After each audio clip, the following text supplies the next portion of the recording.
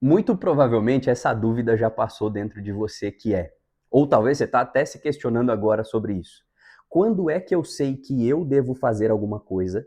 E quando é que eu sei que eu devo deixar Deus agir?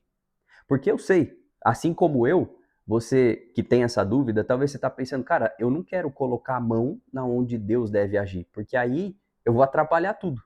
Só que também eu não sei qual é o meu momento de fazer alguma coisa. Cara, quando eu aprendi isso que eu vou te ensinar nesse vídeo, isso aqui vai libertar você. Você vai sair com a paz que excede todo o entendimento que Deus te promete depois desse vídeo. Por quê? Eu sei que muito provavelmente você pode estar travado dentro do teu projeto ou em começar algum projeto, ou talvez ter uma decisão que você está procrastinando há vários dias já, tomar essa decisão porque você não sabe se realmente é você que tem que fazer isso ou se é Deus que tem que dar esse primeiro passo. Então, esse vídeo vai ser esclarecedor para você. E eu peço um favor para você, que se ele fizer sentido, cara, compartilhe esse vídeo. Sabe por quê? Porque esse vídeo aqui, ter essa clareza do que eu vou te explicar agora, e eu vou te provar biblicamente, tá bom? Ter a clareza do que eu vou te explicar agora vai fazer com que muita gente, principalmente você, destrave projetos, empresas, coisas que Deus já colocou dentro de você, vão ser destravados depois que você entender isso daqui, porque tem muita gente travada sem saber o que fazer por não entender isso. Quando é que Deus faz, quando é eu que faço? E além de tudo isso que eu vou tirar essa dúvida para você agora já, eu vou provar biblicamente para você, depois eu vou pegar a Bíblia aqui para te provar, que muitas vezes o fato da coisa não estar fluindo não significa que Deus não esteja com você, mas significa só que em algum momento você deixou de fazer a tua parte. Então você vai ter clareza de quando é que você deve fazer a sua parte e depois você vai entender, poxa, Deus está comigo, aqui eu devo agir. Então vamos lá. Eu gosto de sempre usar uma analogia, assim como Jesus usava, de agricultor. Vamos imaginar que a gente é um agricultor. E aí nós temos ali uma terra na nossa frente, um terreno gigante. A gente tem um saco de sementes boas e essa terra ela não está totalmente preparada para poder receber aquela semente. Ela precisa ser nutrida. Então a gente vai lá, pega o calcário, pega adubo, contrata uma galera, vai lá e a gente cuida daquela terra, deixa ela uma terra fértil.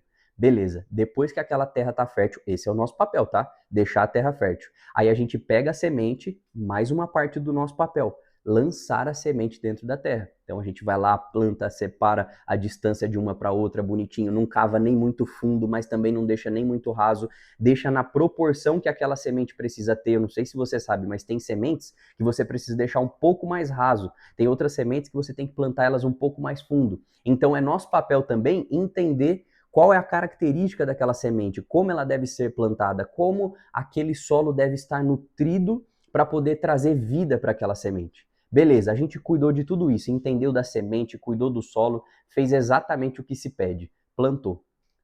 Pronto, a gente fez a nossa parte. E agora, qual que é a parte de Deus? Você controla o sol? Você controla se o sol vai nascer? Não. Você controla se vai ter chuva ou não vai? Também não. Apesar de você poder regar, mas você também depende da chuva, você depende do sol, você depende da condição climática para que aquela semente ela tenha uma condição ideal, uma condição boa para poder brotar de forma saudável, dar o fruto e a gente depois comercializar esse fruto, comer esse fruto, enfim. Você entendeu a diferença? Calma que eu já vou trazer mais clareza para você, mas acredito que tem muita gente aqui que já está entendendo. O nosso papel, ele é até onde a gente controla. Então, aonde é que você deve agir? Quando é que deve ser você? É aonde você não depende de Deus exclusivamente para que aquilo aconteça. É óbvio que a gente depende de Deus para tudo, mas existe uma diferença entre aquilo que nós controlamos e aquilo que nós não controlamos. Por exemplo, o que eu controlo? Eu controlo colocar vitamina nesse solo, eu controlo colocar a semente dentro da terra, eu controlo entender como aquela semente funciona para que eu possa plantar ela da melhor maneira possível. E tudo isso é dom de Deus. Deus dá sabedoria para o homem entender essas coisas. Só que eu não controlo o quê? Se o sol vai nascer. Não tem como eu falar, não, agora eu vou lá apertar um botão para o sol nascer. Não, agora eu vou fazer isso porque aí vai trazer chuva. Não, eu não controlo essas coisas. Então, quando é que eu sei que é Deus e quando eu sei que é eu? Quando você olhar para a situação e falar assim, ó, isso aqui depende 100% da minha parte. O que depende de Deus aqui é me dar a saúde, é me dar a vitalidade, é me dar o direcionamento. Beleza, isso aqui depende de você. Mas aquilo que, mesmo que você faça qualquer coisa, independente do que você faça, nenhum esforço teu é capaz, e nenhum dinheiro teu é capaz de comprar essa outra etapa do negócio. Tá ficando claro? Tipo assim, por mais que a gente juntasse todo o dinheiro da Terra, a gente jamais seria capaz de fazer o sol nascer. Quem tem a capacidade disso é Deus. Vamos lá que eu vou deixar um pouco mais claro para você. Vamos imaginar que a gente vai abrir uma hamburgueria. Cara, eu amo hambúrguer. Você quer me fazer feliz? Me manda um hambúrguer. Eu amo, eu amo. Me chama pra comer um hambúrguer que eu amo. Cara, a gente abre uma hamburgueria. A gente controla se os nossos clientes vão comprar o hambúrguer? A gente não controla. Eu não consigo controlar a decisão do cliente. Mas o que eu controlo? Eu consigo fazer um bom hambúrguer. Eu consigo comprar os melhores ingredientes. Eu consigo fazer um bom marketing, uma boa divulgação, para que o meu papel seja tão bem feito que na hora que chegar diante do cliente, eu tenha feito aquilo tão bem feito que a possibilidade dele aceitar seja maior do que se eu não tivesse feito bem feito. Tá dando clareza para você? Cara, isso aqui é libertador. Quando você entende que existem coisas que você não controla e existem coisas que dependem de você e que você controla, você precisa focar exatamente no que você tem controle. E aquilo que você não consegue fazer, mesmo que você, você pode juntar todo o dinheiro no mundo, você não consegue determinar se uma pessoa vai comprar seu produto ou não. Você não consegue fazer com que uma semente brote do chão se Deus não der a vida para aquela semente. E existe uma mentalidade que ela se divide e talvez você esteja preso nisso e isso vai te libertar agora. Presta atenção. A gente sempre vai para dois extremos, que é, a gente escuta as pessoas falando assim, ó, você precisa confiar em Deus, você precisa dar um controle para Deus. Aí você fala, nossa, mas como que eu vou fazer isso e tudo mais? Só que aí o que você faz? Você peca pelo excesso. E aí você faz assim, então tá bom, então agora eu vou deixar tudo para Deus. Aí, vamos lá. Aí na hora de plantar você fala, cara, nem vou cuidar da terra, eu não vou entender como que faz para essa semente brotar, eu simplesmente vou jogar lá, porque tá tudo na mão de Deus. Errado. É por isso que você não está colhendo. É por isso que as coisas não estão vindo na tua vida, porque você pecou pelo excesso, você deixou para Deus aquilo que era da parte dele e aquilo que é da sua parte. Aí não tem como a coisa caminhar, eu já vou te provar biblicamente isso, tá? E o segundo extremo é o quê? É quando eu acredito em Deus, tenho fé nele, só que eu quero controlar tudo. Aí é quando eu coloco a semente no chão e aí eu cuido do solo, só que eu vou lá o tempo todo e fico assim, não, será que vai crescer? Aí eu vou lá e abro a terra. Aí eu, não sei se vai crescer não, mas espera, vai, tampa, deixa Deus fazer. Aí passa mais 2 horas, você vai lá, não, será que vai nascer? E aí a gente precisa aprender a lidar com o tempo.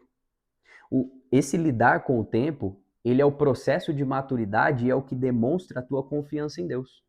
Então, a gente tem dois extremos na nossa vida. É quando a gente peca pelo excesso de controle ou quando a gente peca pelo excesso de confiança, mas uma confiança cega em Deus.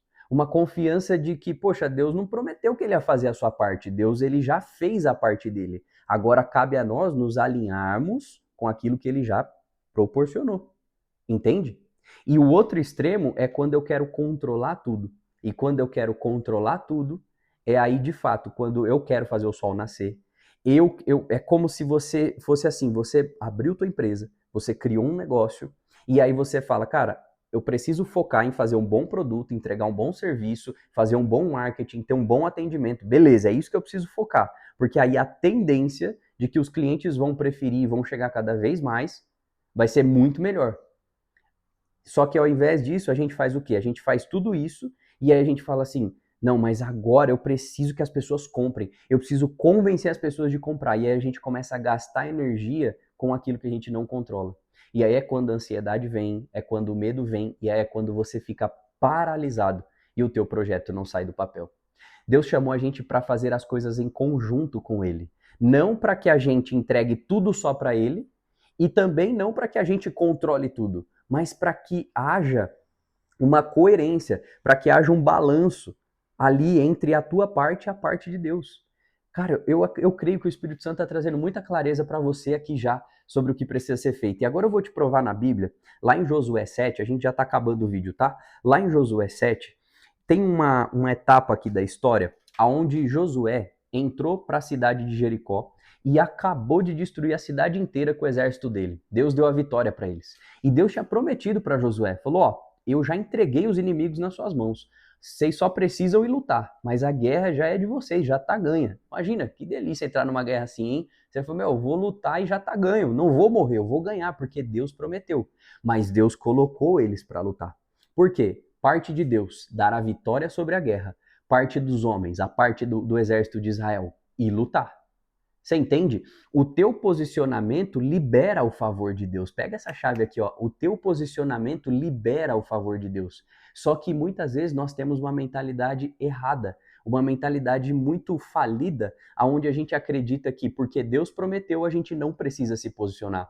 Mas a palavra deixa muito claro que o posicionamento libera o favor de Deus. Como é que Deus vai fazer se você não ir lá e botar a cara? Como é que Deus ia fazer eles ganhar a guerra se eles não fossem para cima e fossem conquistar as terras? Você entende? Deus já prometeu coisas para você. Deus já colocou coisas que já estão prometidas para a tua vida.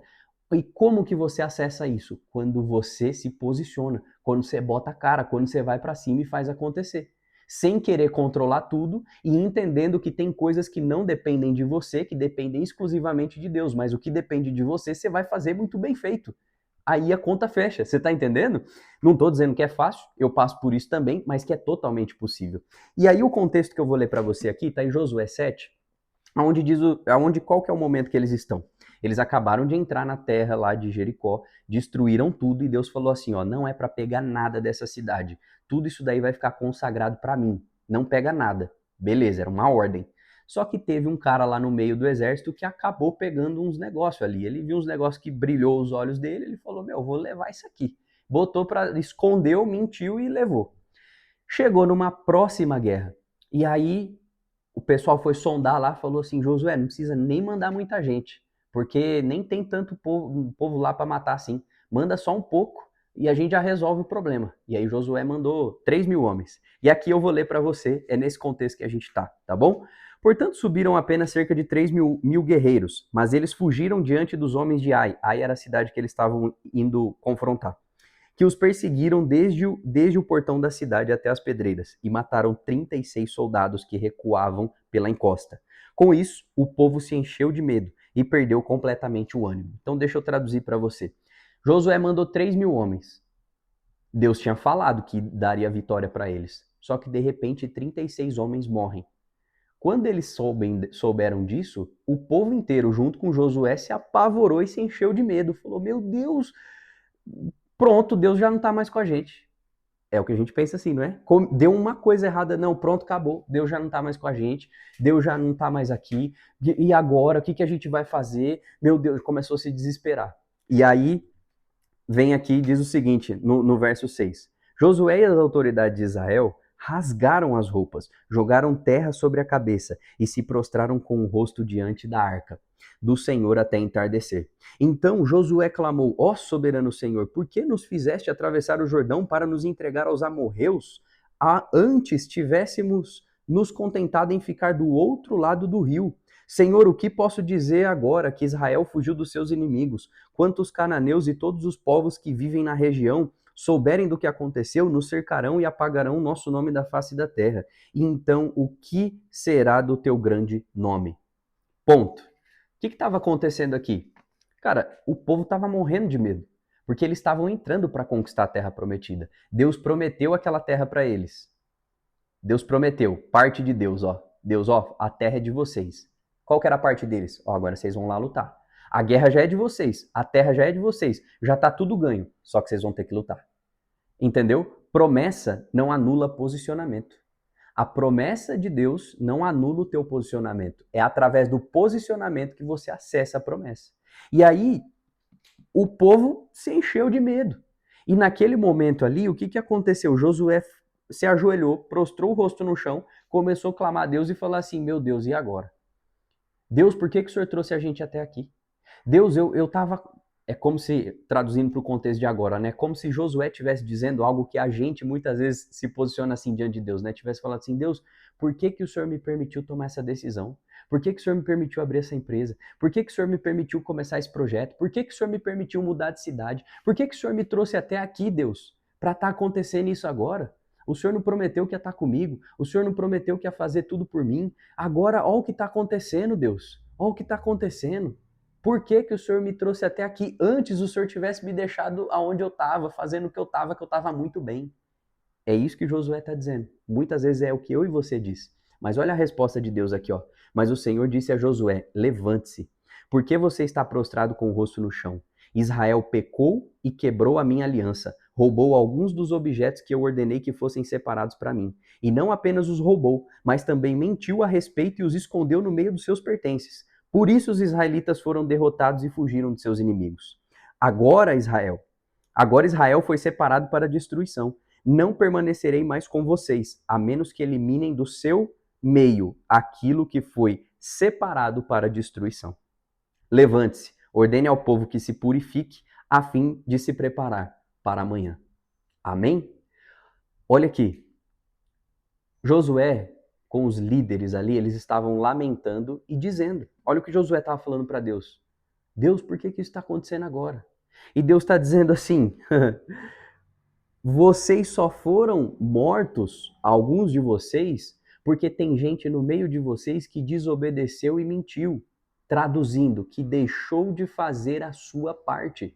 Vocês deixaram, olha o que Deus está dizendo para Josué. Josué, por que você está com o rosto prostrado no chão, ajoelhado, orando, reclamando, vamos dizer assim, sendo que a minha promessa ela é inquebrável. O que eu te prometi ainda está de pé. O que Deus te prometeu ainda está de pé.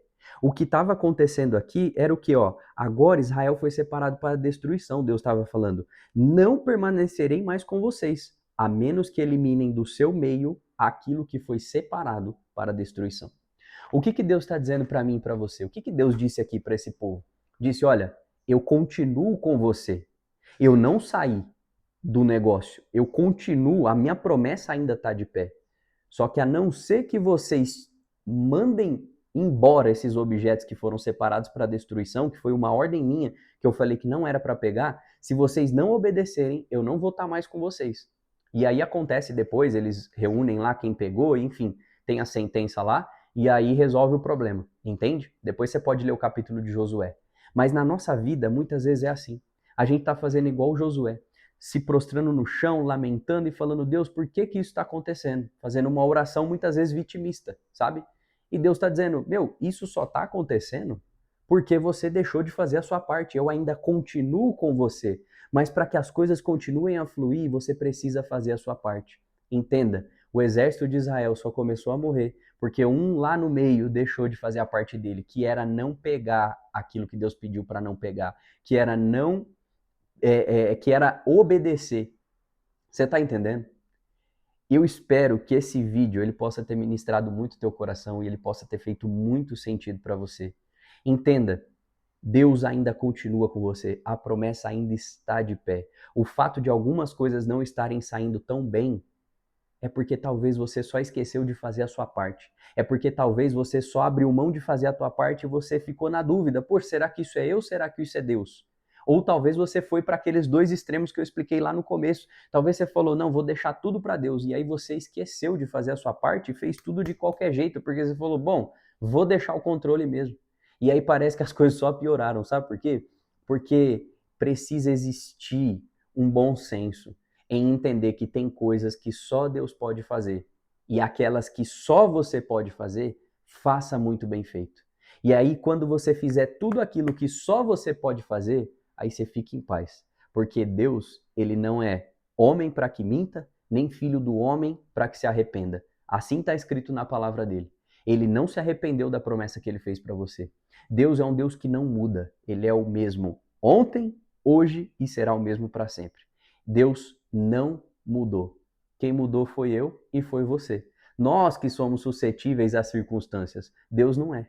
Nada daquilo que você fez impressionou Deus. Nem o teu maior erro, o teu maior pecado, nem o teu maior acerto. Nada disso surpreendeu Deus, porque ele não está no tempo, ele está fora do tempo. Deus conhece a tua vida, ele é onisciente, onipresente, onipotente, ele está acima de todas as coisas.